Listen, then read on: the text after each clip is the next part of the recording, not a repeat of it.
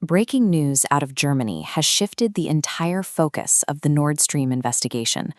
German prosecutors now allege that the Ukrainian state authorities directly ordered the 2022 sabotage of the gas pipeline.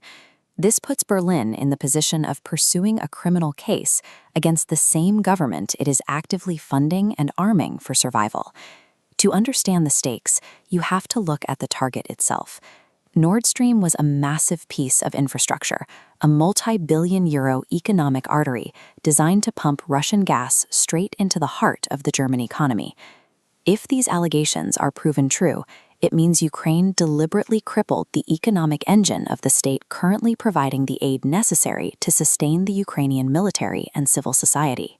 In September 2022, months after the full-scale invasion of Ukraine began, a series of coordinated explosions ruptured 3 of the 4 pipelines connecting Russia to Germany.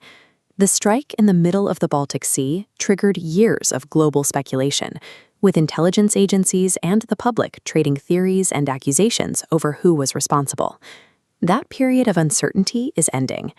German federal investigators have now assembled a comprehensive legal case, replacing rumors with specific suspects and a detailed timeline. Solving this cold case forces European leaders to confront the possibility that their own energy infrastructure was targeted by the country they are currently fighting to protect. The specifics of how this was carried out are laid bare in the official charge sheet released by Germany's federal prosecutor.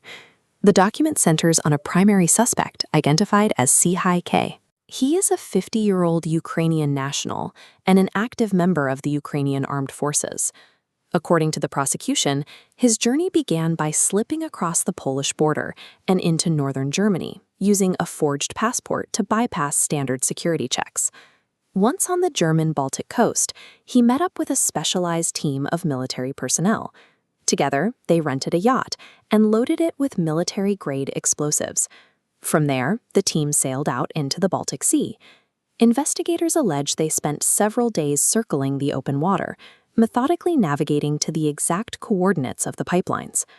Once positioned, highly competent divers plunged 100 meters down to the sea floor. They planted the explosives directly onto the steel casing in the dark, and then fled the country. This operation required specialized training and intense logistical coordination. It was a planned black op executed deep inside NATO territory. It is important to remember that this is a charge sheet heading to a regional court in Hamburg.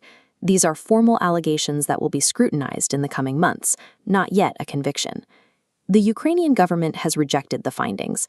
President Volodymyr Zelensky has absolutely denied that his administration had any involvement in planning or ordering this operation.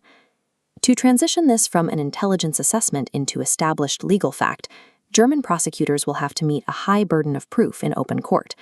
But politics moves faster than the legal system. Regardless of the final verdict, the mere existence of these detailed public charges is already inflicting political damage. This chart visualizes the financial reality. Germany is a vital backer of Kyiv, spending billions to supply Ukraine's military. But that funding is vulnerable. Leadership must ask taxpayers to continue bankrolling a government their own prosecutors accuse of blowing up the German economy. We are already seeing the domestic fallout. Groups like the far-right Alternative for Germany have seized on the charge sheet to demand an immediate and complete halt to all financial aid sent to Kyiv. The physical blast at the bottom of the Baltic Sea has triggered a secondary explosion right in the middle of Germany's domestic political landscape. If Germany's internal politics force it to pull financial support, the ripple effects will hit the NATO alliance, threatening the collective defense strategy of Europe. This places immense weight on Chancellor Olaf Scholz. He must balance domestic outrage with the strategic necessity of holding the line against Russia.